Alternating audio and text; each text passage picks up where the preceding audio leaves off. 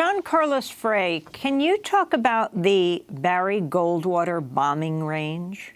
Sure. The Barry Goldwater bombing range is a 70-mile stretch of land owned by the federal government where the military, mostly the Air Force, performs military exercises and bombing runs, basically training pilots for military exercises. It is a cordoned-off area of the southern Arizona desert. It happens to cross through very well-known migrant routes. Migrants who are coming through the desert on their way to the United States sometimes cross the Barry Goldwater bombing range. It's almost impossible to get to a major highway where migrants usually pick up their ride without crossing this bombing range. The bombing range is restricted from humanitarian assistance because of, for obvious reasons, it's a dangerous place. And so individuals who care for migrants on their journey by putting out water, by putting out food, or maybe even searching for lost migrants are not allowed onto this stretch of land. I had been in contact with a search and rescue team over the past 6 months, and they have discovered over a dozen bodies on a very small section of the Barry Goldwater bombing range when they had permission to search in this general area. It is believed that there are hundreds, if not more, individual human remains still there on the bombing range, but the federal government is not allowing anybody on to search for these individuals. Migrants cross there on a regular basis. That has been proven. And these individuals believe, at least the search and rescue groups believe, that there are many, many more bodies there, and the federal government is barring that process. A mass grave of migrants on the Barry Goldwater bombing range, right over the border from Nogales in Mexico, Absolutely. This in the United States. That's correct. Hundreds of bodies?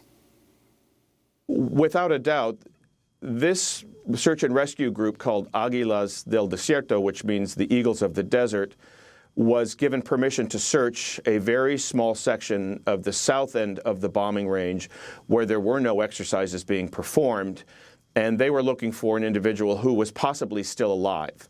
They had a missing persons report, so they were given permission over over 2 weekends to search for this individual.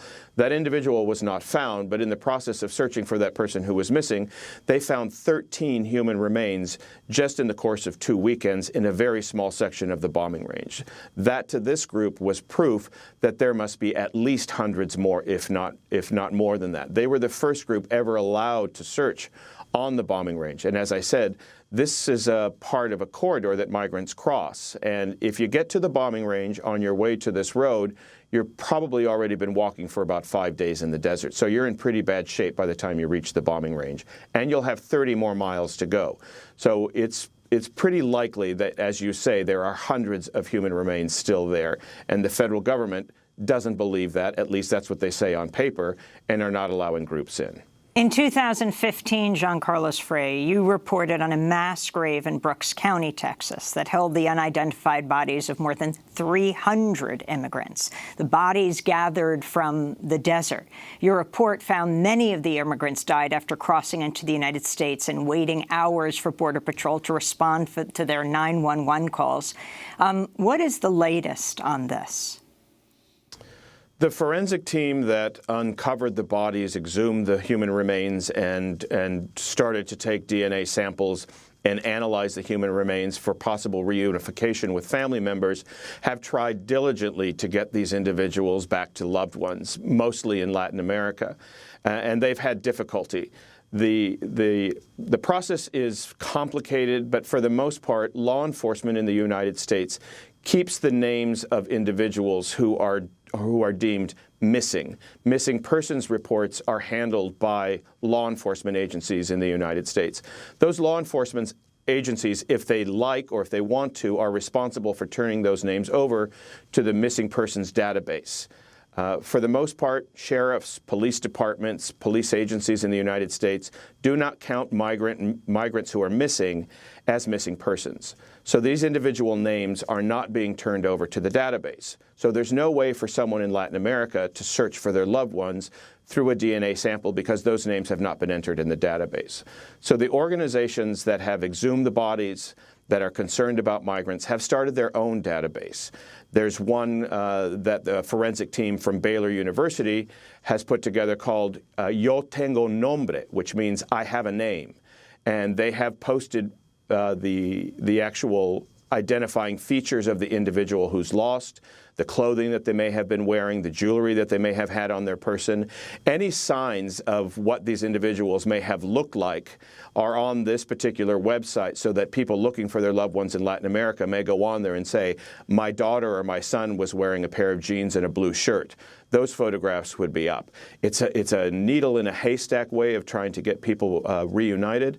But that's, at least at this point, without putting individuals' names on the database, on the missing persons database, is about the only way that people are ever going to be reunited. As you say, close to 300 people were exhumed from these mass graves.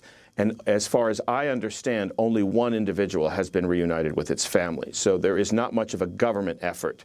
The federal government has washed its hands of these individuals and is not assisting either financially or by allowing names to be put into the database. John, we only have 30 seconds, but I want Sure. to ask about the connection between these mass graves, whether we're talking about Brooks County or the Barry Goldwater bombing range, and people waiting on the border, even still, even now, day after day, trying to come in legally and then giving up and coming another way and risking their lives even further.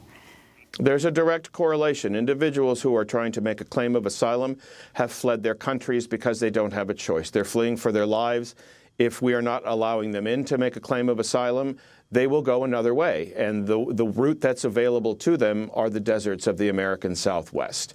It is most likely now that individuals who cross that desert will be put in peril. They will suffer just going through, especially this time of year. We can count on the fact that many of these individuals may perish.